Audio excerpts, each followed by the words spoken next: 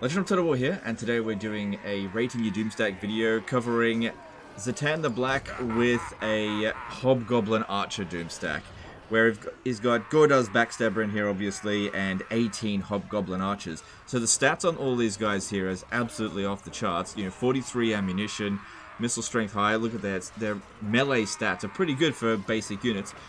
And we're going up against Wurzag over here, so let's jump into the fight and see how it performs. Now, the guy in the email said that this is an auto resolve, so it's really strong in auto resolve. Now, it's on very hard battle difficulty, which I'll just showcase there. Yep.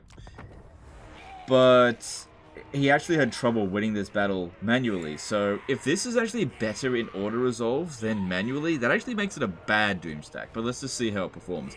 Now, I've actually got a few grievances with this setup, and I think it's a very poor use of Zatan the Black, because the thing with Zatan is that he doesn't have a specific unit that he doomstacks, right? So really any unit in his army is going to benefit from him. And he provides reduced upkeep cost for any unit in his army, increased melee defense, just a lot of extra bonuses, leadership.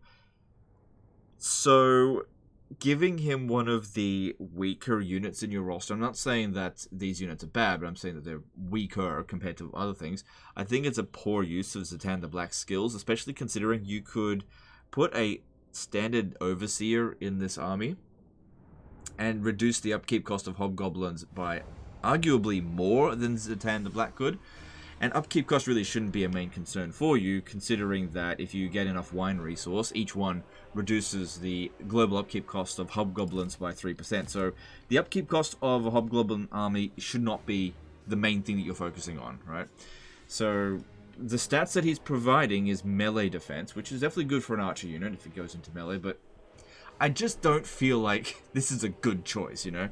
But if this is something that you want to do, let's have a look and see what we can do with it. So we're getting attacked. No, we're the attacker, but these ones are coming in from over here, so it's most likely Wurzag will wait for them. Now we've got Vanguard deployment, so how long do they have to come in? 2 minutes. We must have lightning strike. I'm just wondering if maybe I should deploy right in front of them, especially at their fast units, just try to get rid of them early. Now, it's definitely good that we've got some units here with magical attacks. Oh, I should have put that on Zatan. Just thinking. It's also on large unit scale, but that doesn't make any difference in Warhammer 3. Although I definitely prefer it if your Doomstacks do come in on Ultra, just because it looks better.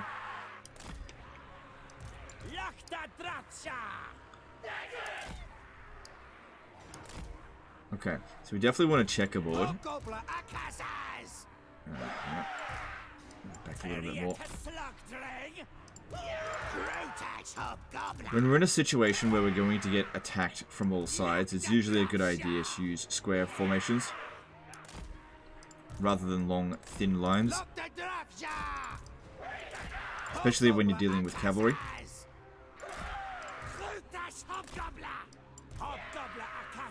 Okay, now we want to spread them out a little bit more, I think. Otherwise, their units could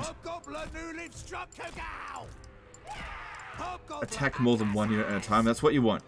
Sorry, it's what you don't want. You don't want their units being able to attack more than one unit at a time in melee. There we go. Now, the downside of this formation here is that the backline here is going to have a hard time shooting at units, missile units around over here, but luckily there's not really that many missile units, so we don't have to worry about that in this case here. Alright, so what I'm trying to do with this is immediately shoot at the cavalry. So Gordaz will have to act as like a shield, and same thing with Zatan, although I actually think I'd prefer Zatan on foot, because we're not really dealing with magical attacks here. He's on a Lamassu. Even though Wurzag can give magical attacks to his entire army, he hasn't done that yet. And even if he... No, if he did do that, we definitely want to prevent it. Alright, so let's just see how we go.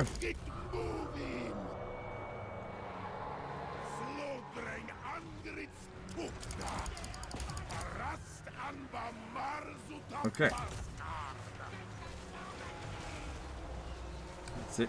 Come on, Zatan, you're going to need to drop. And hold them back.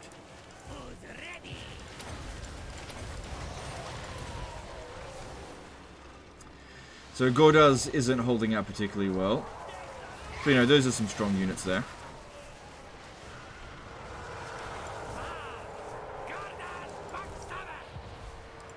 Use that practically useless ability.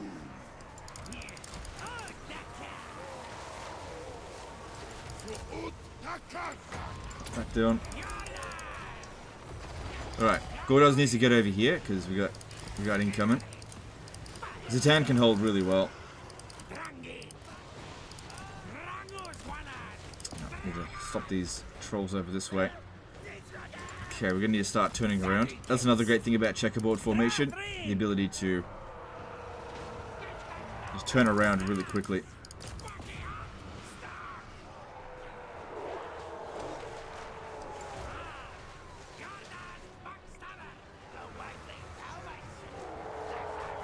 Okay, so some of our guys are going to get into melee, but they've got really good melee defense here. I couldn't possibly hold them all back. We needed a choke point to do something like that.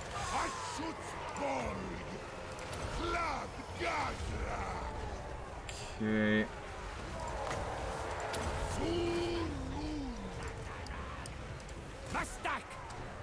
Rather than giving them attack orders, better just to give them move orders to turn around where needed. Okay, this one here is having a bit of a hard time. Even with their extra melee defense, they're still struggling against Savage Orcs.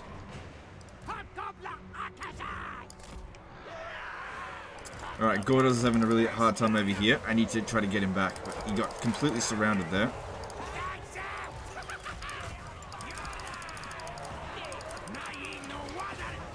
I can't get him out. He might still rally. At least when a unit is broken, the AI really just gives up trying to attack it. Okay, you move to the back, you've taken enough damage. Now we just use Gordaz for his abilities to summon some Hobgoblins. That's about it now.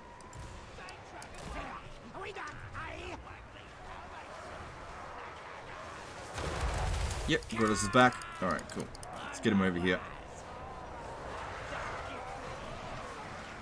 So Zatan's holding okay. Still. Trying to hold some of them back. Okay, hold these back.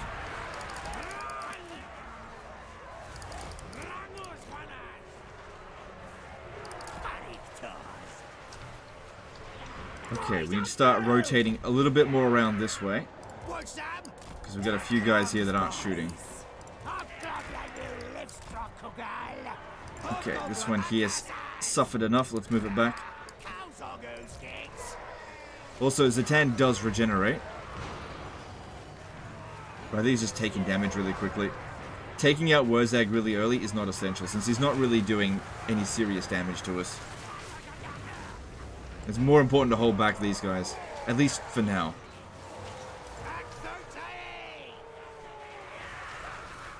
Because yeah, it could end up taking him a while to kill Wurzag, at which point our army would just get rolled over.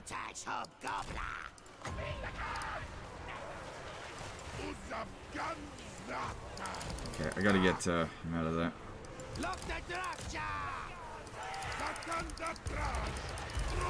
Alright, they're significantly thinned out over here now. Let's try to kill Wurzag. Oh yeah, I've also got this useless Armor of Gazrak. I hate this item. I absolutely hate it. It is one of the worst abilities in the game.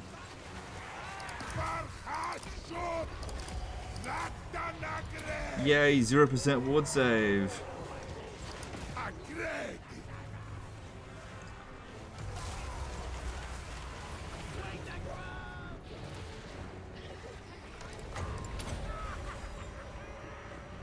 And he's taking too much damage, move it back.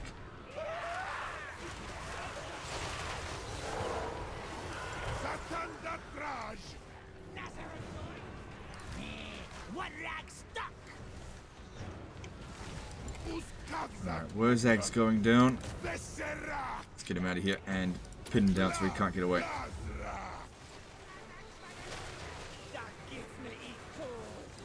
So that's still active now, and it has managed to generate, quick before it, 25% damage resistance for a few seconds. That's actually the highest I've ever seen it get up to. And there's the army losses. It's a relatively early army losses, I think.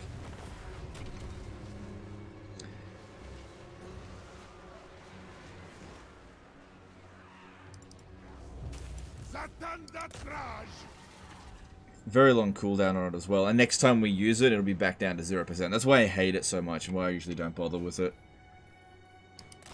Because not like you got that 25% ward save for the full 48 seconds. It would have worked its way up. We would have spent half of that time with like 5% ward save. It's just not a good ability. Alright, we don't need to run anything down here. Alright, well, we've got a close victory, which is the same as what Auto Resolve yielded. So, I think the big thing to consider here is that our damage, if Auto Resolve, would have been more spread out. Of course, when you use checkerboard formation, you're always going to have isolated pockets of damage like that, because of just how the formation goes. When you spread your formation in just one big long line, then you're more likely to have more evenly spread out damage. Problem is, if you do that, you're probably going to lose, since they'll have most of their units connect with your troops and you're not going to be able to shoot, because that's where all the damage was being done. You notice the ones that were in melee weren't getting the kills.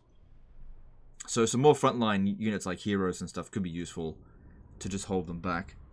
Preferably small characters. This is why I think that Zatan the Black on foot probably would have taken less damage. And maybe that's why when I use the Armor of Gazrak, I usually don't get it up to 25%, because I almost always have him on foot, because I just know that he's not going to take much damage that way. Whereas on a Lamasu, he takes way more damage. Well, okay, so it was just a rating your Doomstack video, so I don't need to, like, it's not a disaster battle or anything. So rating this. It performed a bit better than I thought it would.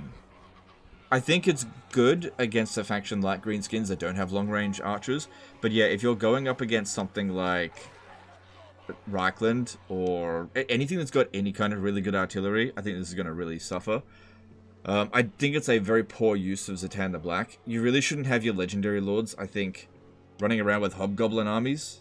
I think that's just a gigantic waste of their abilities. Because yeah, if we have a look at his skills here, Haughty Resilience, Armor plus 15, Leadership plus 5, Melee Defense plus 5. Honestly, I kind of feel like Zatan the Black should be rolling around with a hero Doomstack, with the Bull Centaur Taurox. That's what I kind of feel like he'd be best at, because no other character is going to have these sort of blanket melee defense plus 5, so you're not going to have anyone boosting those otherwise really good units. So you're making the super strong unit and making it even better, and also reducing their upkeep cost by quite a bit. Whereas if we got a Overseer, yeah, if we got this Overseer here, who could also have a Lamasu Mountain, while definitely not as strong as Zatan. You've got a Brutal Disciplinarian here, which gets to Harsh Master, which reduces the upkeep cost of Hobgoblin units and gives them extra leadership. Of course, you'll be missing out on that melee defense and armor, but is that really that important, I think? I don't know. I don't think it's that important. Especially if it uses up your legendary load. Whereas this guy here, he's just generic. So I just don't feel that Zatan is really providing enough value to say that this is his preferred Doomstack. I think that there are so many better choices for him. Okay, so giving the overall rating. It performed well, don't get me wrong. Any kind of Hobgoblin maxed out army with Gordars in it is going to perform quite well. So I would prefer using the Horse Archer, not Horse Archer, the Wolf Archer one. So if we show which one I mean, he doesn't have access to them right now. But yeah, the Wolf Archer one. I've gotten some really good results with Gordars in that army. Okay, so in terms of ease of use, it was reasonably easy, but I'm pretty experienced with Archer-based armies, so I know what I'm doing. So sort of moderate to easy. I guess it was also a fairly easy army to deal with an Archer spam, because they just didn't have that many missiles themselves, and that would have been difficult to deal with. Like if we went up against High Elves and they had archers, we would have been just about incapable of dealing with that, because we just couldn't close that huge range gap. And there's not a lot we can do to increase the range. I think there's a few items out there that can increase it by a little bit, but nothing on par with the High Elves as an example. So I think we went up against a relatively easy opponent. So in terms of ease of use, sort of moderate, I suppose. More difficult opponents would have made the battle significantly more challenging. I would have had to have done a lot more micro. In terms of overall strength, it was good against this opponent, but this is like moderate at best. You know, a standard High Elf army without really cheesing it too much is going to be able to deal with this very easily. So it just depends on what you're going up against. So if you're going to build this kind of army, you really want to be using it against enemies that don't have a lot of range superiority, so that you're not outclassed. You're not going to be able to fight fire with fire. So going up against factions like the Vampire Counts, Warriors of Chaos, the Greenskins, that's probably where your safety zone is going to be, where you can outrange them because they don't have range superiority. And the most difficult units you're going to be dealing with are the Orc Araboys.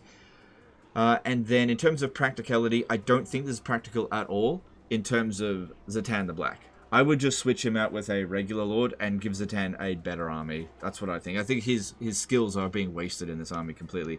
And also, I think that if you've got another type of armor, like a Armor of Destiny, or really anything else, the Armor of Gazrak, I hate it. I think it's a terrible item.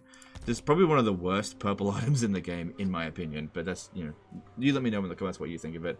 But overall, it's an okay Doom stack, but nothing that I would scream, you must build this Doom stack, this is awesome, any kind of that. There's so many Doom stacks you can build with the Chaos Dwarves, and I think this one is just kind of like meh, nothing too spectacular. Went up against an opponent that was pretty easy, it was reasonably easy to use, kind of exceeded my expectations, but my expectations weren't that high to begin with. It's relatively cheap, but yeah, building a Hobgoblin Archer Doom stack with Gordars, absolutely fine. I just don't think Zatan the Black should be in it. That's my biggest criticism of this army here. I just don't think there's going to be that much difference between him and just a regular Overseer Lord. Also, there's no Spellcaster in the army. Not essential, but a Spellcaster could be good. Also, a Infernal Castellan for being able to restore their ammunition, but also giving you extra campaign movement range. So I think this is a bit simple.